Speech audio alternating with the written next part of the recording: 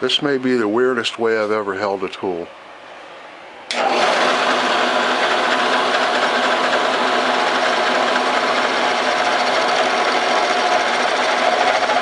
It seems to be working though. It's a little unnerving.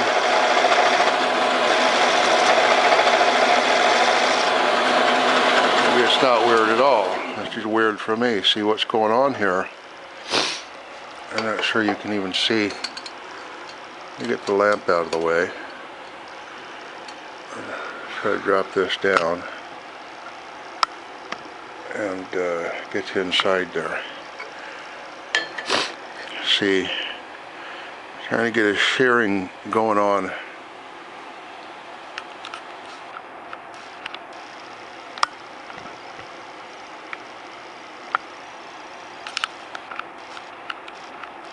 Now it's going out of focus. On this incline right here that I'm creating, so that I'm widening that towards the center a little tiny bit at a time, just shaving it off of there without giving this crack an opportunity to get hold of my tool, because it's coming across like this. So there you go. That's what I'm trying to do. It seems to be working. We make it up as we go along, don't we?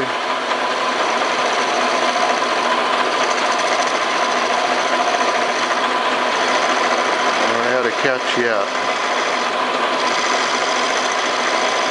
I really don't want one, because one of those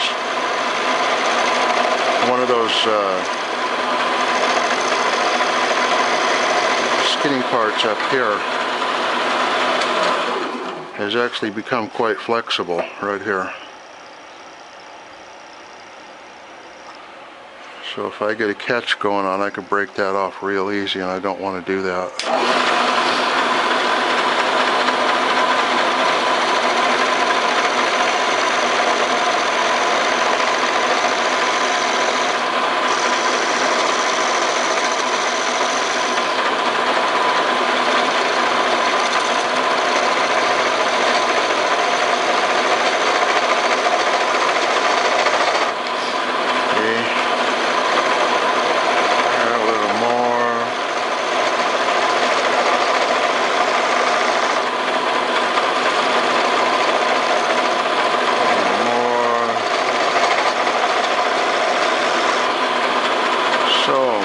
Things to get hold of.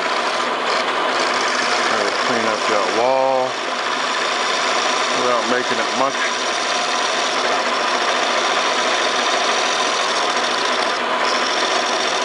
Thinner.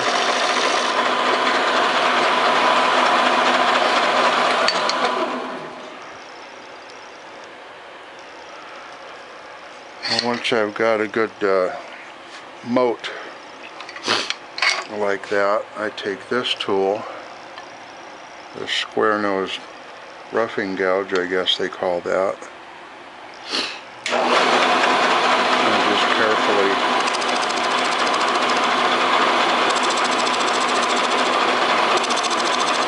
try to bring that down.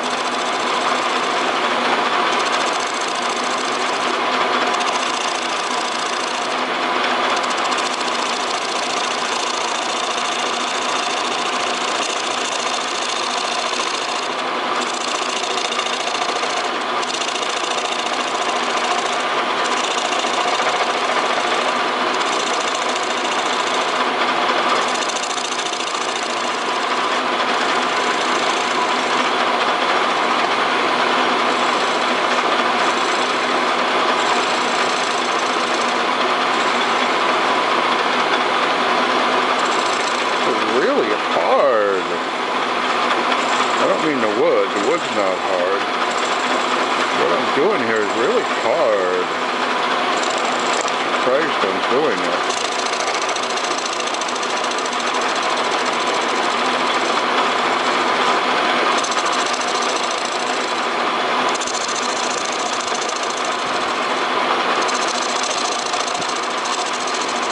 seems to be a good tool for getting away with this. The trouble with this tool though is that the farther I get from the tool rest, the more bent my tool gets, and eventually it'll start chattering. And I gotta come up with some other way to do it. But that's for future mark. Right now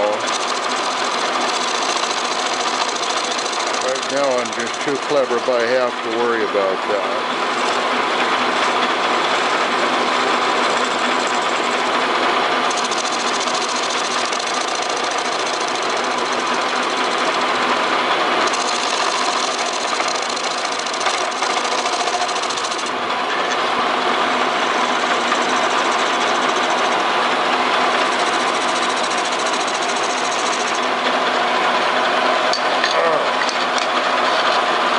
Hard on the back.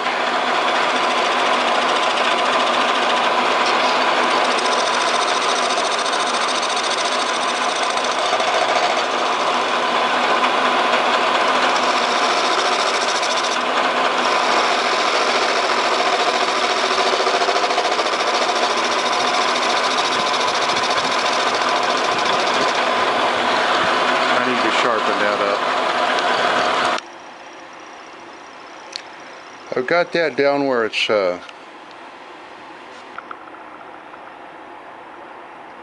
almost to the bottom of that crack, so I'm thinking I can get away with this now. I'm going to take the diamond thing to this, make it nice and keen, and go in there and do me some hogging. Try to do me some hogging. I'm still a little afraid of that crack just getting hold of one of the wings, but if it's nice and sharp and I'm nice and gentle with it, I should be able to get it in there. There you go. Now I've gone in. You'll be pleased to know that the bit worked. It didn't catch. It didn't wobble, and it's fine. And I've got about a 5-inch deep hole, which gets me right about well, actually about 1.5 inches short of the bottom. Now my thingy thing over here, there's the bit over here. I still have maybe 3/4 of an inch of that chuck that can still fit in there, so I can get that much deeper. I'm going to do that, and I'll be back.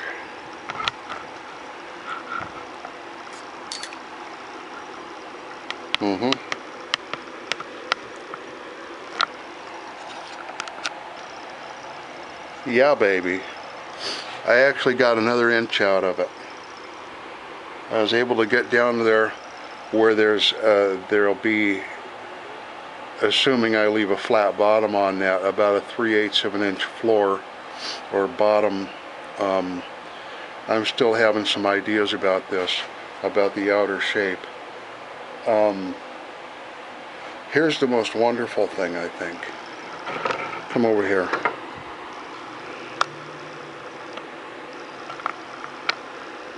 You see that little knot? I wanted so bad for that to stay in there, and it did. It wiggles a little bit. If I can just clean up the top edge of where the Forstner bit went in and blend it in a little bit, and then go in there and scrape the wall a little bit. I'm okay with having a straight wall instead of, you know, the inside being formed like the outside. That not that important to me with this. I should be able to keep that little knot. I'm going to dribble some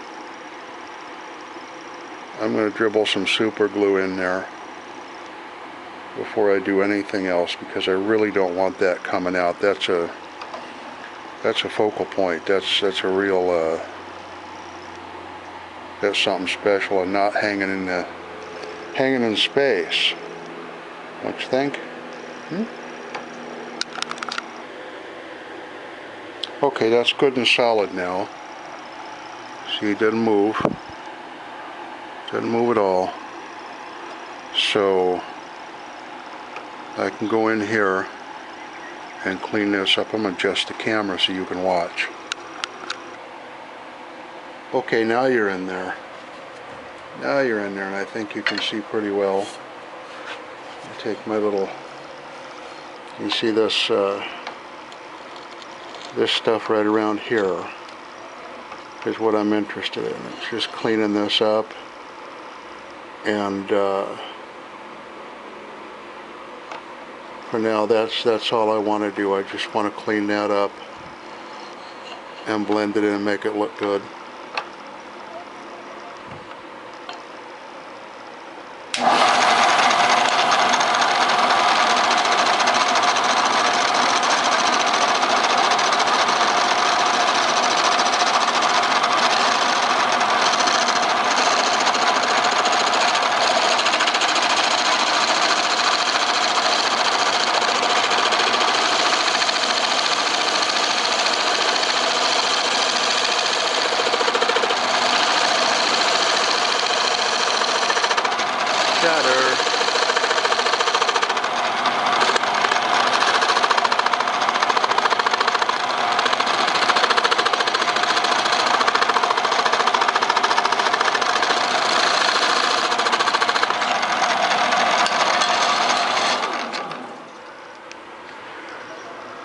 I think I can push that down with the skew without the chatter. It's almost gone.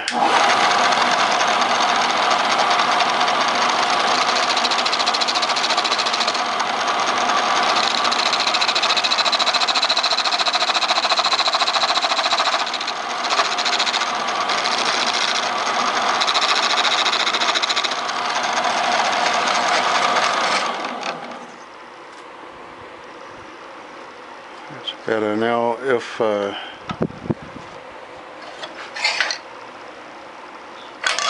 maybe this other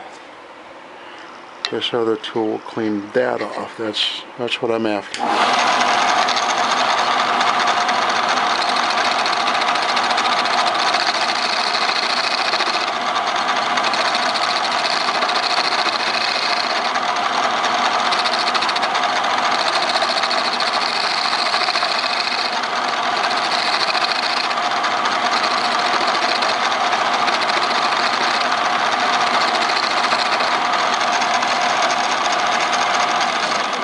You know, I've never worked with anyone looking over my shoulder before, but this is especially odd because I'm looking over the camera's shoulder, and that's awkward. My hand is actually running into the tripod while I'm doing this.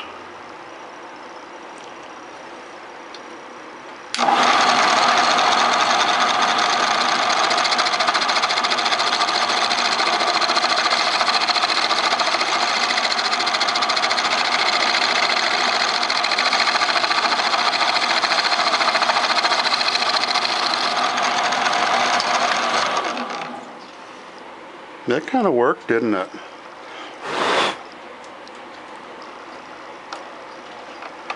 Wonder if I can get this chatter over here to go away with that tool. Let's find out, shall we?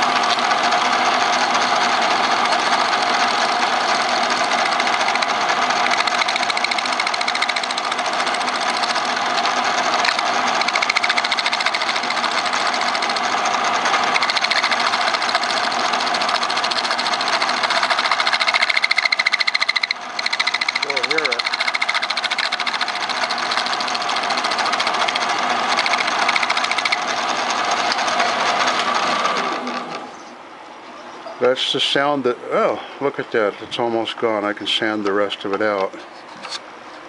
That's the sound you get when you got a piece that moves under the tool. And frankly, my old machine here has a problem. It needs a new sheave where the spindle is attached to the driving mechanism. It's developed a little bit of play, so that anything that sticks out more than a couple of inches, this whole thing is moving, maybe a 32nd of an inch. So anything I get more than a couple of inches out away from the chuck or whatever's holding it has that problem. I tend to get chatter out around the around the thing. Okay, I suppose. Gives me an opportunity to learn how to slay that dragon.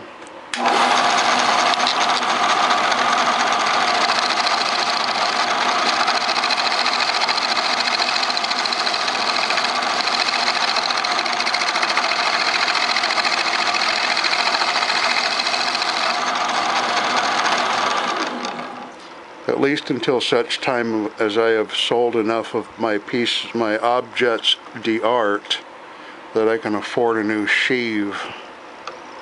They're not that expensive. Here's a story. I had, excuse me, shopsmith go-to guy, hardware store across town. That hardware store has been there for 70 years. The owner, the guy who founded the place, finally retired a couple of years ago, left it in the hands of one of his kids, and he or she was blowing it, and yada yada. It went through several hands, and now it's in the hands of a nephew. And in the process of all this, the place has undergone a complete renovation. It has gone from being a hometown hardware store to something entirely different. In any case, the mechanic who worked there for like 40 of those 70 years was a shopsmith specialist. Now, he's a machinist and all this kind of stuff, but the shopsmith connection with this store began with the founder of the place back in '46. He began collecting shopsmiths and shopsmith parts and accessories. And there were tons of parts and accessories that the mechanic had on hand. I mean, cabinets of them, boxes of them, every little thing you'd want for an old shopsmith or a new shopsmith. And anything that was broken, he could fix it. Well, he went out on a medical leave maybe 6 months ago. Vince did, the mechanic. And when he came back, the new manager of the store informed him that they would no longer need his services. Well, you know what he did with all those shopsmith parts and accessories? He sold them to a scrap dealer, for crying out loud. All the shopsmith owners around here, including me, who could have rummaged through that and given him top dollar, whatever he wanted for them, it just irritates me. I hope I never see Vince ever again in my life. I liked him, he helped me a lot, but I don't want to see his face anymore. I'm so mad at him. So there you go. So now I'm without a shopsmith guy. I understand there's another one kind of like him who works out of his house about 15 miles east of here. But I haven't had occasion to find him yet, locate him, or even find out what his name is. I've just heard rumors. So there you go. I'm going to keep... That's my story, and I'm sticking to it.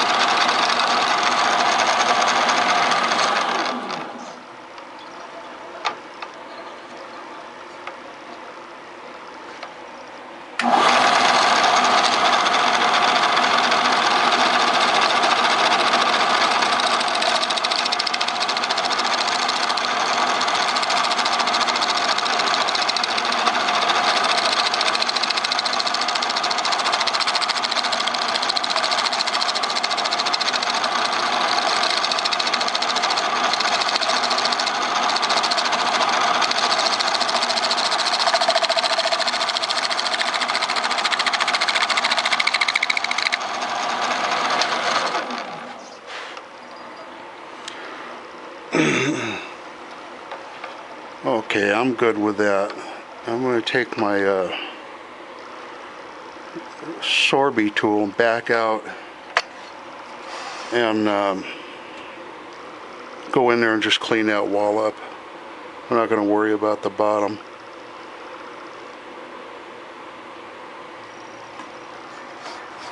It's just a museum piece after all.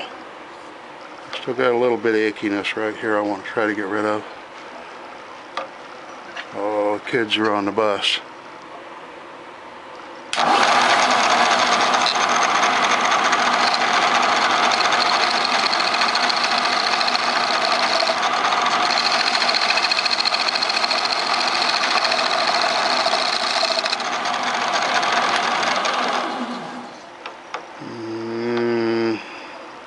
Still ickiness, a little bit more.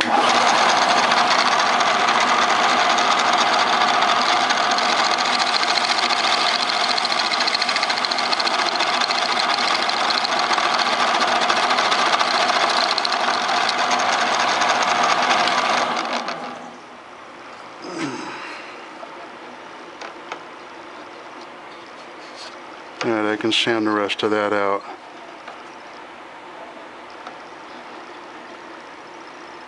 We're good for now. See you later.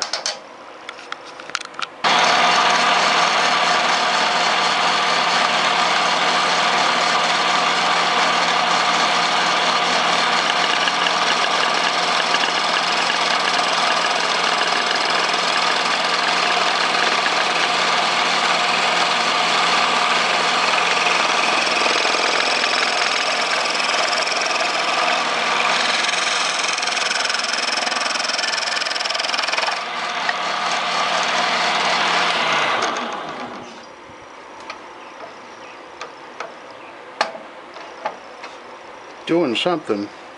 Unfortunately, you know, with this tool, it's a wonderful tool, good and stiff. I can go a long way off the tool rest without getting any chatter. But this is a vexation. The knob right here gets in the way when you're trying to side scrape something. So you wind up side scraping with the corner of the cutter, which I could put the round one on there, I suppose. But then you know what I found with that round one? That round one tends to make corkscrews, and I don't want corkscrews in there. I really don't. Let me think now. What can I shove in there that won't chatter and won't rattle and won't make a corkscrew? Ah, maybe the other Sorby tool.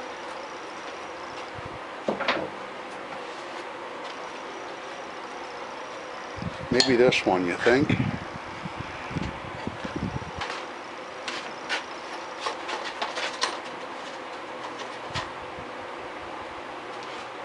Maybe if I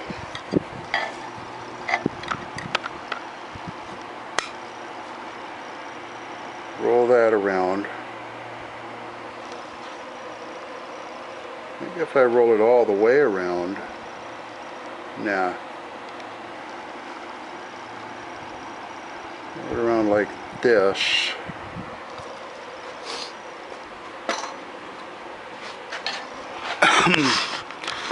And then, wow, I'm completely off the tool rest. Look at that. There's the bottom.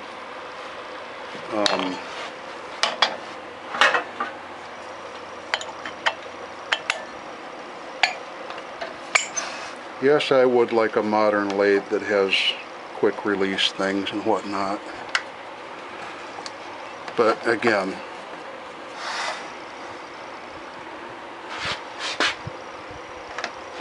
it's a matter of convincing people that the stuff I make is worth money.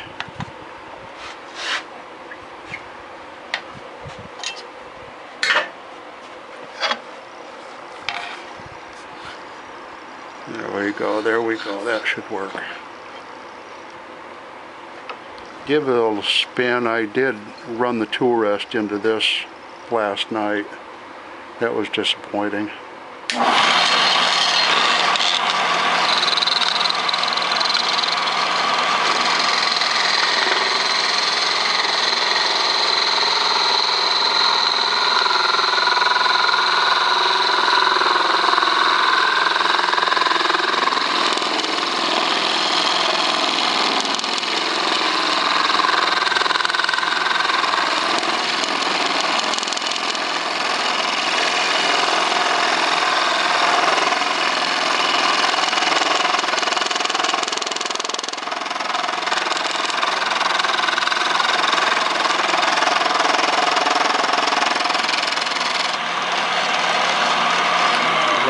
something there, isn't it?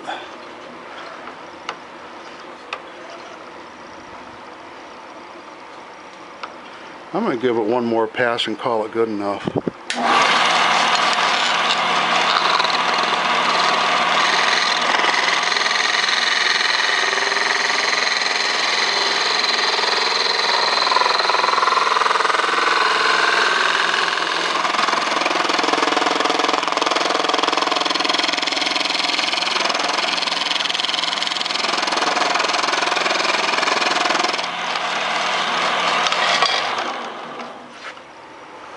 Yay.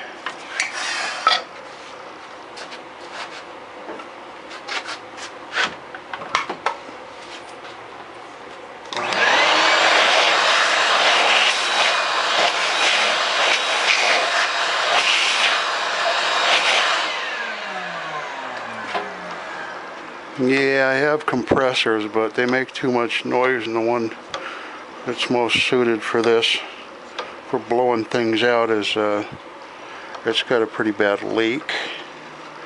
So it sits there running all the time, and it's irritating. So I use the vacuum. Go right here a little bit more. I'll try that with the tool I was just using. Right here. Just going to roll that around.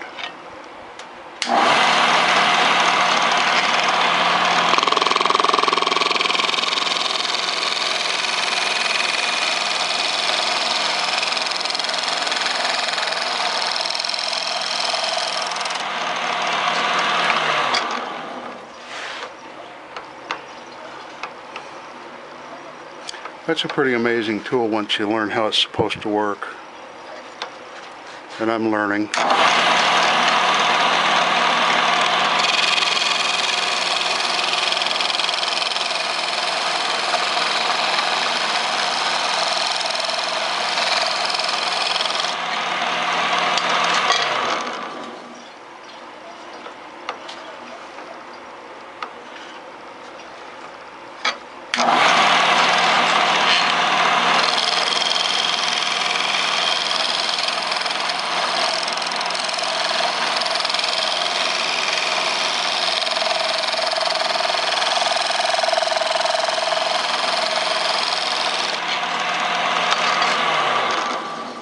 Right up there where my knot is. Actually, I'm above it, aren't I? Yeah. Knot's way down here. The knot is way... Hello.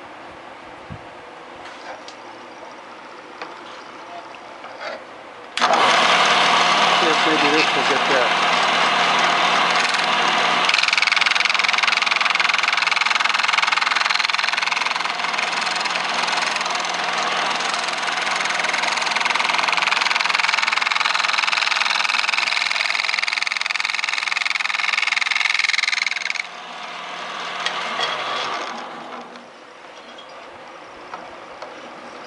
Well, it didn't make it worse.